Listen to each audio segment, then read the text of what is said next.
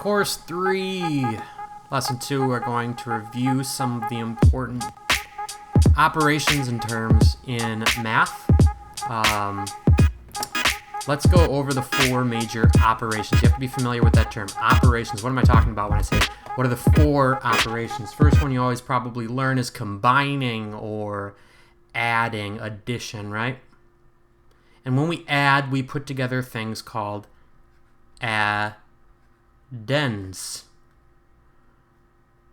So you add up addends like the addend 3 combined with 3, for example. That would come to 6. If you count 3 cows, you add 3 to the herd, you get 6 cows, right?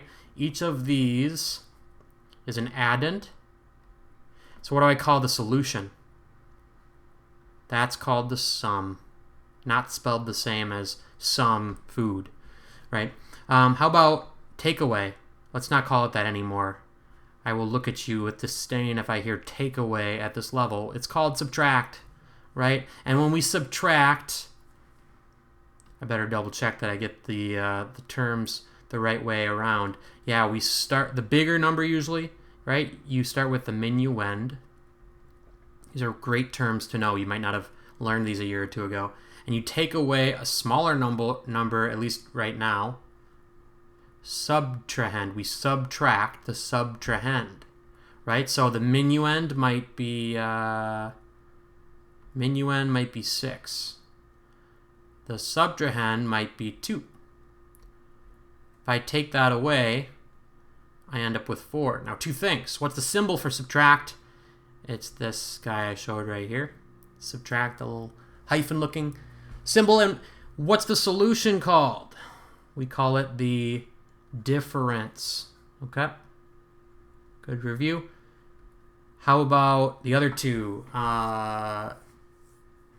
Multiply.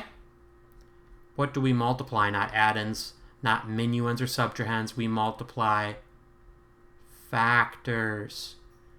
For example, 5, that's the multiply sign, right? Or maybe you show it with a parenthesis. Or, what's the last way? Dot.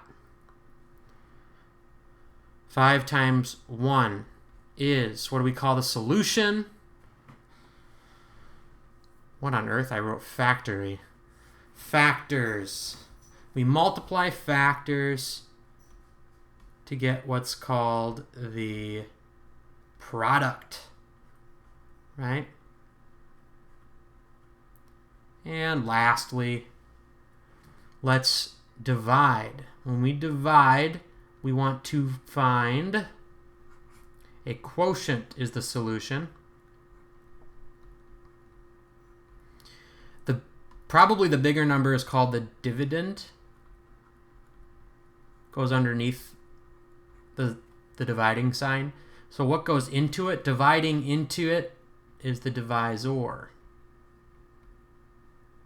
Looks like that. Those are 3 terms to know. Write them in a notebook if you need to. You do not need this on a cheat sheet. You should have this memorized. Okay? Important terms. Those are the 4 operations. Add, subtract, multiply, divide. And that symbol for divide there is not a bad one to be familiar with. We don't always show it longhand. So that's the order with this symbol. If you ever get that mixed up, right? The divide sign means divided by. Maybe add the word by anytime you read the symbol dot, line dot. So this goes into this. Divisor goes, right? This goes on the outside. Dividend goes underneath, right? Gets divided into. Divisor goes on the outside. And quotient, of course, is the answer that goes up there. In example 1, it uses words to get the operation across. What's a quotient? Dividing, right? Ding, ding, ding. Red flag. When the product of 3 and 6 is, again, divided by, that connects back to the quotient. We already saw we were going to divide by the sum of 3 and 6. So we got 3 different operations happening. The dividing, that's the same operation they mentioned twice. So we need to find a product of 3 and 6. All right, keep all this straight. 3 and 6. Product means we're going to multiply. Okay, and we need to find the sum of 3 and 6. Sum means we're going to add.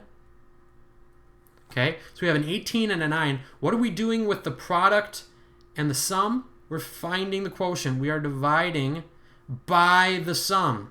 Divide by the sum. That means 18 divided by that sum of 9. 18 divided by 9 looks like this. Keep it all straight. That's going to be a 2. All right, so you simplify it by finding the answers. And there you go.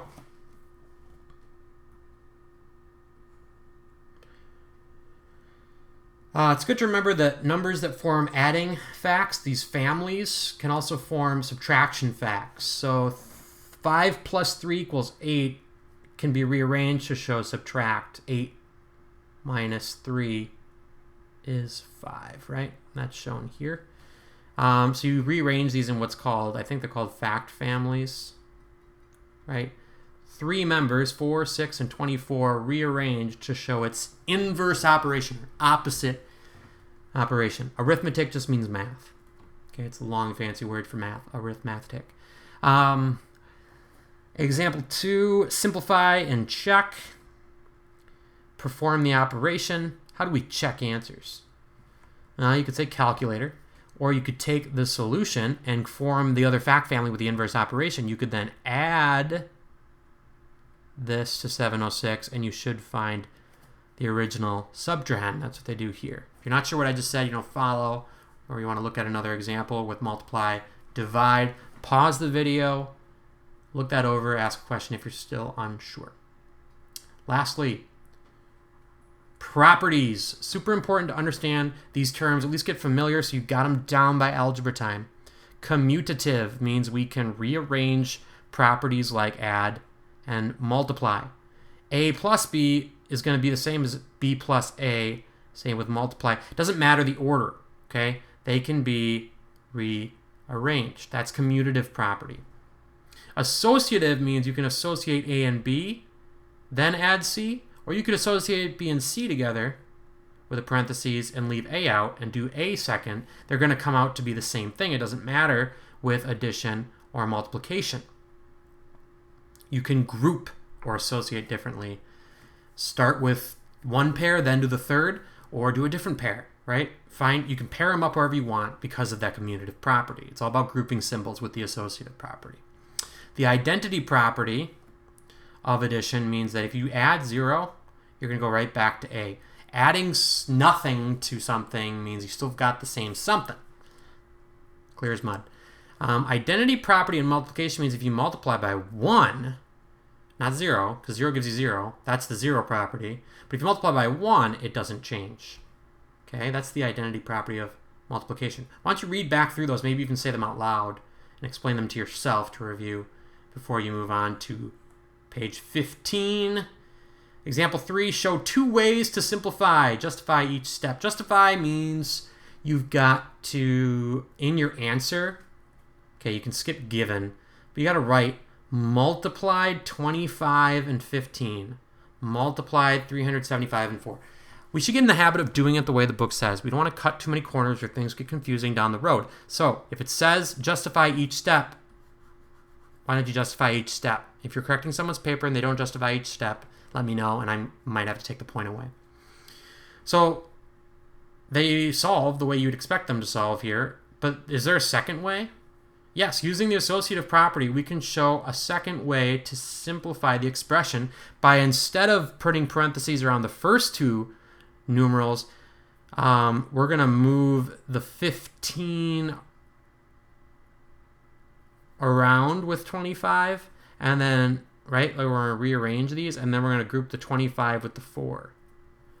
If you missed this step, I don't know if I'd care that much. It's the associative that I want to make sure you understand. When we show a new way, we group it with a new pair. The new pair is 25 and 4. Before, the pair was 25 and 15. Now what if we multiply 25 and 4 first? You get the same answer at the end, right? Just different order. But technically, we even use the commutative property in our justification to reorder the numbers shown before we use the associative property to put different numbers in a parenthesis.